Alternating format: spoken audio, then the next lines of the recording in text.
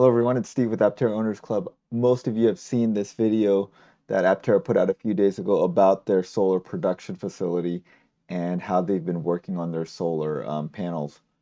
And it is a great video, so I thought that we'd go over it together and I'll let you know some things that I noticed, and maybe you guys can tell me in the comments things you guys noticed about the video. There will be two follow-up, more in-depth videos, one about the encapsulation process and two about the Maxion cells that are used. So stay tuned for those. But let's watch this video together and comment on it.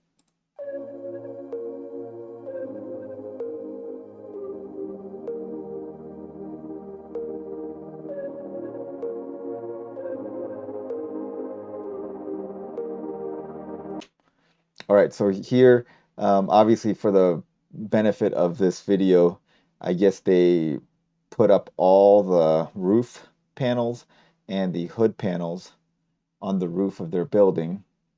It looks like there's a bunch of solar panels for the building itself. And I counted these, and there are at least 28 um, roof panels on top of here. So they've made at least 28 versions of this thing, which means that they've been working on this for quite a while.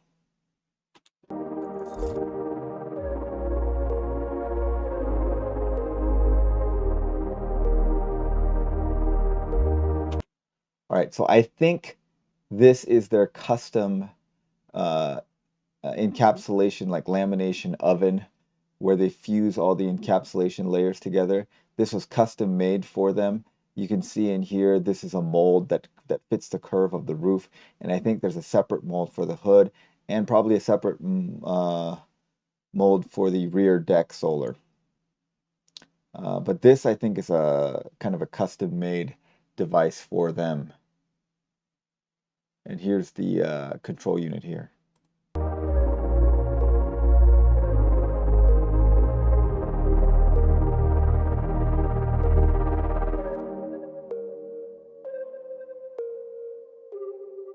So I'm not sure how they're getting this effect. Maybe the solar cells like glow like this when you put them under a black light, like UV light. I'm not sure. Kind of a cool effect though. Suppliers and manufacturers that we talked to really thought there was. All right, so this is, I still don't know this engineer's name, but he was the lead for the solar team. And if you remember correctly, back in September of 2021, he was on the Aptera Maker series, and he was wearing these weird sunglasses back then. And I and a lot of other people were like, "What is up with wearing these weird sunglasses?"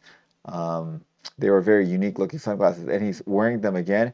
And as you watch this video, you realize this isn't just some funny sunglasses that he's wearing as a fashion statement. This looks like it's something that all the solar engineers wear to protect their eyes from the work that they're doing. I'm guessing these are things that block UV light, since they have to do so much UV light testing on the solar cells. No way that this was going to happen to try and create solar. The other thing I noticed is he's wearing the same t-shirt. It looks a lot newer a year ago. So he must really like this shirt. I like it too. Results, period. In an engineer, that seems like a great motto. Panels that would curve in two axes, but also be, as we call, automotive grade. That was really the biggest challenge. All right, so I try to glean what I could out of these videos. You can see here these pictures. You can see here this is a diagram showing their custom oven encapsulation lamination device that we saw earlier. And here I think this is a cross section of the encapsulation process. So I overheard at the Fully Charged that it was a 7-layer encapsulation. That's a little unusual because from what I've read, most encapsulation is 5 layers. We'll go over that more in the encapsulation video. But I think this is a mock-up of their lamination process, or the lamination layers. And if you look here, this I think is the oven. This is again the schematic of the oven that they're making, and you can see the heating coils in there to heat it up. to melt the thermoplastic for the encapsulation in place. We've definitely come a very long way. The team early on really was focused on the prototype. So this Mini Coat Pro, that is basically a roll laminator. So I think this is what they were using in the early phases of the development to do small batches, and they were testing the encapsulation process in small batches. So that was their Solar panels. laminator for small But batches. early solar panels did not meet any of the targets. And you see them hand soldering this, and later on in the video you see the robotic assembly line for this. That we've really started to design for. Once we established a general direction for our manufacturing process, most of our progress came from lots of iteration. We're taking each lamination as a learning opportunity to improve the next one. So they talk about, using iterative processes to do it. So it's just a lot of trial and error. And as we noticed in the first part of the video, there was 28 versions of the roof solar panel up there. And I think before that, there were probably hundreds of iterations of single cells that they were laminating. So I don't think they were kidding around when they said they've been working for a long time and doing a lot of iterations of this. We've made hundreds of tests that have gone through reliability of all sorts. We've gone through sun simulators, steel ball drop. So that steel ball drop, that does not look like one of their solar panels, so I think that's just maybe some stock footage. Hail testing. That is definitely not stock footage, and this is fairly impressive. They were saying they were shooting hail size of baseballs into this thing. And you see that it has some flexibility and looks very robust. So they're doing a lot of testing on it.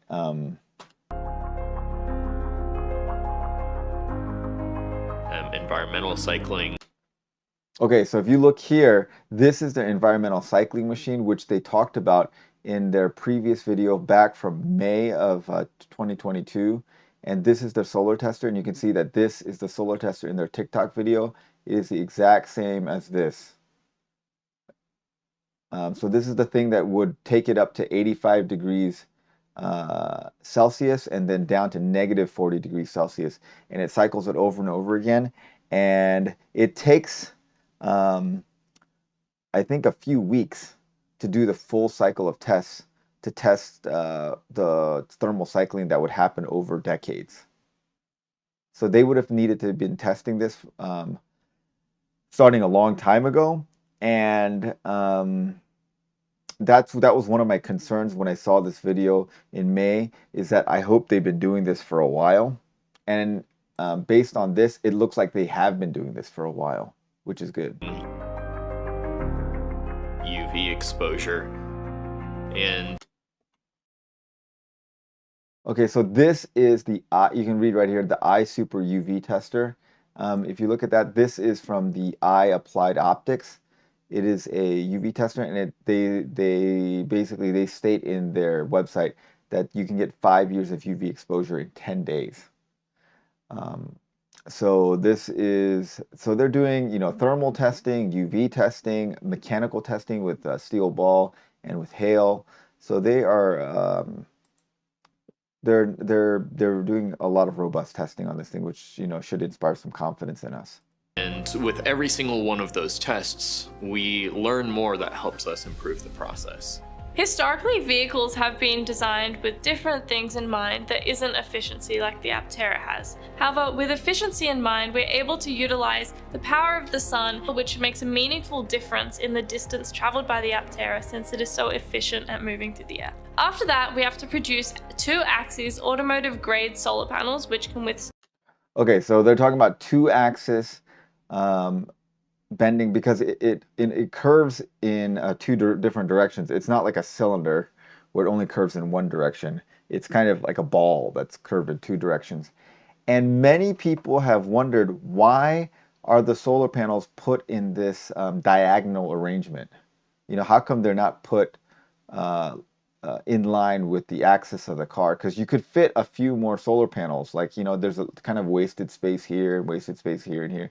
And if you kind of rotated these 45 degrees, you could probably fit one or two more solar panels in each area. So why didn't they do that? And now I think we know the reason. It's this, they need it to bend that way, and I found their patent application. And if you look at this patent application, it is from April of 2021. It lists Jason Hill, Steve Fambro, Chris Anthony, and Darren McKeague. Darren McKeague runs an automotive design shop in Canada, and he works with Jason Hill quite a bit. There he is right here. Here's all the vehicles he worked on. So anyway, he's on the patent. So he must have worked with Jason Hill on this. Little embarrassing that there's a typo here. It's Aptera Motors. It should be Aptera Motors, obviously. But here's the abstract. Vehicles having a plurality of solar cells arranged at an acute angle relative to the longitudinal axis of the vehicle. The solar cells may having an irregular octagonal shape and may be more flexible along one axis of symmetry relative to the other axis of symmetry. That's kind of like not very well written English, so it's a little bit difficult to understand. But if you go to the background, it makes more sense. Here, we'll skip to page 8, where they kind of reiterate that. Here's the background. So it says, blah, blah, blah. Let's go right here. Okay. Okay. In order to maximize the generation of electricity, manufacturers attach the cells to the vehicle in such a way that places the most cells in the smallest area on the exterior body of the vehicle. So that makes sense. You want to pack as many cells as you can on the vehicle. Solar cells generally have a rectilinear shape, so manufacturers align the sides of the solar panels with the longitudinal axis of the vehicle. So that's what Lightyear did. And that's what Sono Motors is doing. You make the cells in line with the axis of the vehicle. Aptera has not done that. Aptera has done it at a 45-degree angle, so it's diagonal to the longitudinal axis of the vehicle. Since solar cells are generally planar and not very flexible in the direction parallel with the sides of the solar cell, solar cells lack durability and are prone to breaking. So what they're saying is that solar cells are not, they don't bend well along the axis of the sides, and so they bend better diagonally. The general inflexibility of the solar cells along the primary axis can limit the design choices for the exterior of the vehicle, for example, making the exterior body more rounded in an effort to reduce wind resistance, and can be limited by the inflexibility of the solar cells. Therefore, an efficient arrangement of solar cells having an improved design with suitable flexibility is required. Okay, so that's why they did it.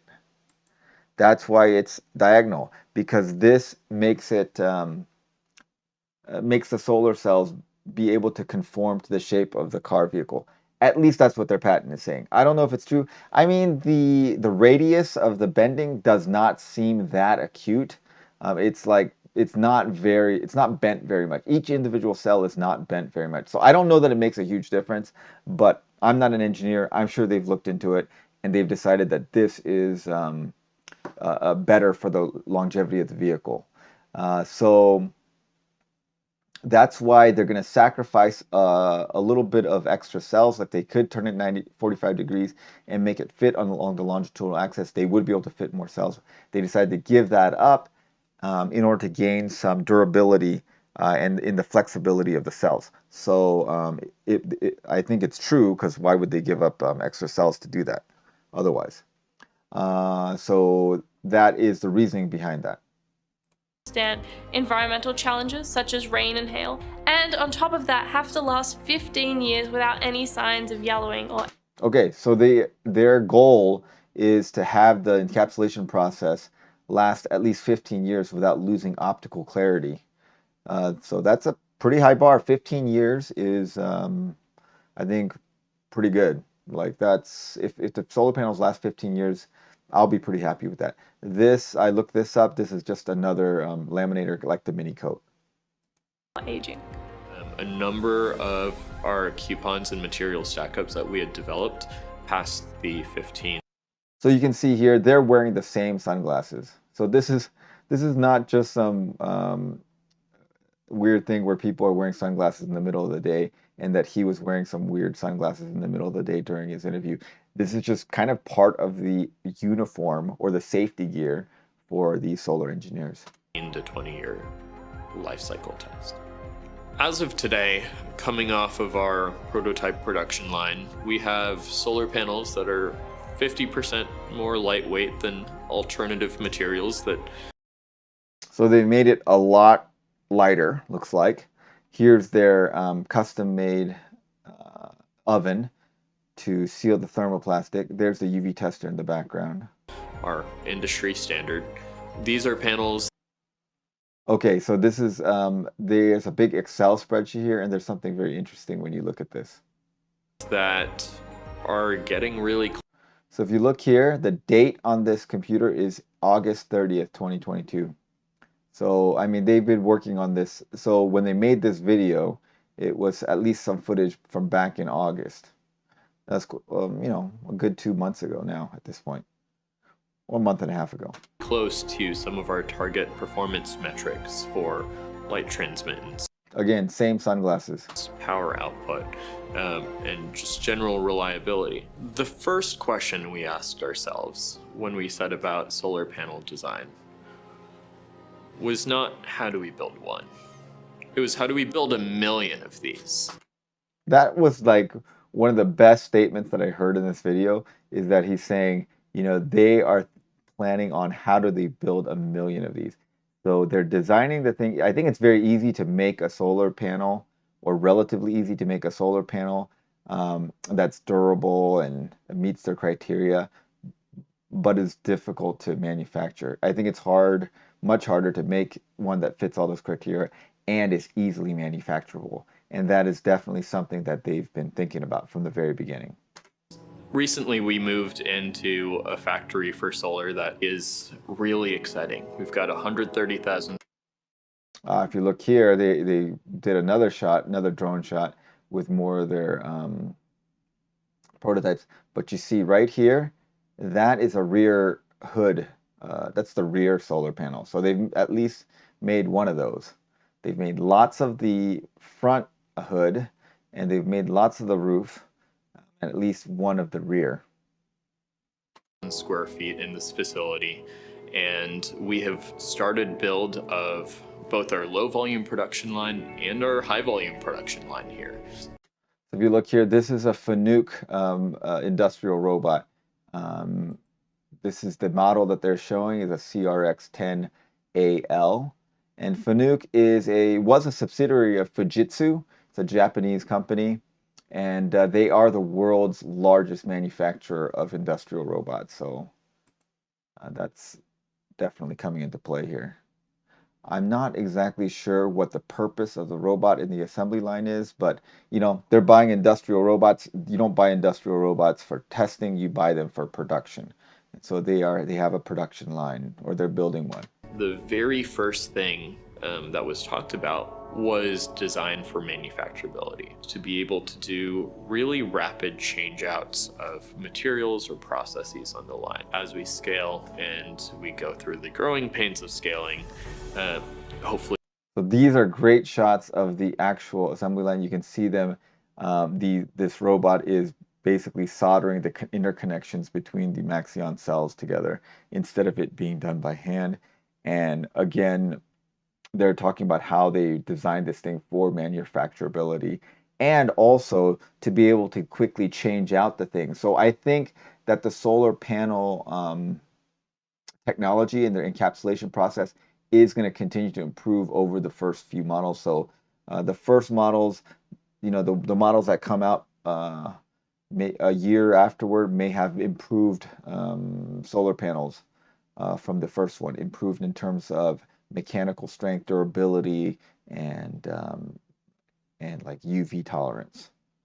And so they've designed their process their panels to be easily manufacturable and also easily upgradable. We can predict some of those challenges earlier, or at least accommodate challenges we may face. In partnering with Maxeon, we're able to create automotive-grade curved solar panels that are long-lasting, highly durable, with unprecedented solar range. At this point, we're able to build 10 plus panels a day. They at this point, 10 plus panels a day. They need to ramp that up if they want to get to, 40 vehicles a day, because they need to make if someone goes full solar, they need 3 panels per vehicle. So they're going to need to ramp that up. But it's really nice to see a bunch of identical solar panels on an assembly line.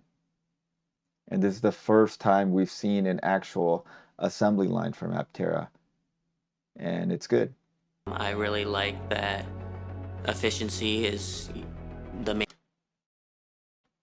And personally, I think the copper interconnects look great.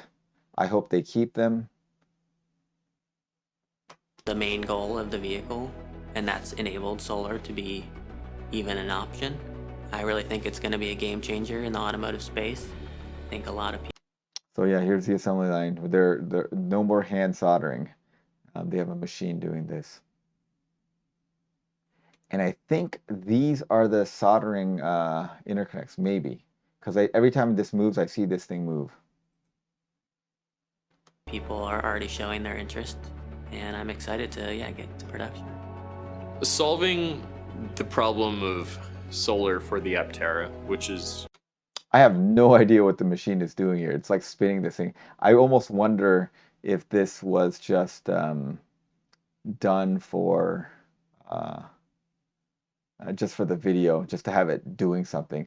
And look, this is a rear hood solar panel that's being carried around by someone in the background. Generally considered one of the more challenging and novel aspects of the vehicle, means that we've gotten one of the most challenging parts of the vehicle out of the way, and we're really one step closer to making solar mobility a reality. With the invention of 2-axis automotive-grade solar panels, Aptera is leading the way in providing the technology that is going to take us away from harmful fossil fuels and take us towards a sunnier future. I think Aptera's future is looking really bright. All right. So tell me in the comments below what you guys noticed about the video, if you noticed anything that I didn't notice. Thanks for watching, guys. Thanks as always to our supporting members. Really appreciate all of them. And have a great day, everyone. And stay tuned for the 2 in-depth videos about the Maxion cells and the encapsulation process. All right, thanks for watching, everyone.